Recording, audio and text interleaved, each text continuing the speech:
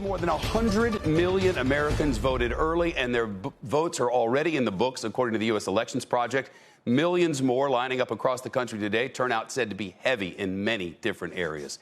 Federal judge ordering the Postal Service to go through facilities in several of the battleground states to look for any remaining mail-in ballots.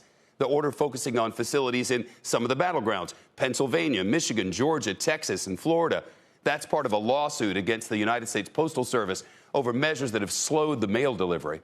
The first polls close 7 o'clock Eastern, 4 Pacific this afternoon, just 2.5 hours from now. Georgia, the key state to watch in that first wave.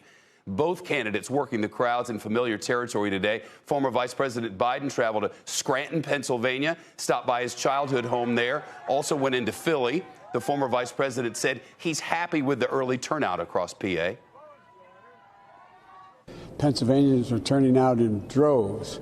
And so I'm confident that the people who didn't vote last time are showing up to vote, and I feel good about Pennsylvania. Democratic nominee back home in Wilmington, Delaware now, where he'll watch the returns tonight. As for the president, he visited Republican National Committee offices in Arlington, thanked staffers there, told reporters he hasn't written a concession speech or an acceptance speech. His mood cautious. I think we're going to have a great night.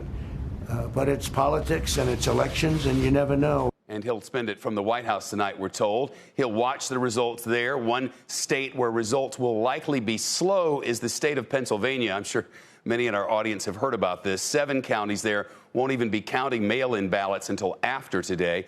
But we'll have it all for you right here on CNBC, starting 7 o'clock Eastern, 4 Pacific, with a special edition of The News, The Vote, on The News with Shepard Smith. See you then. Shepard Smith here. Thanks for watching CNBC on YouTube.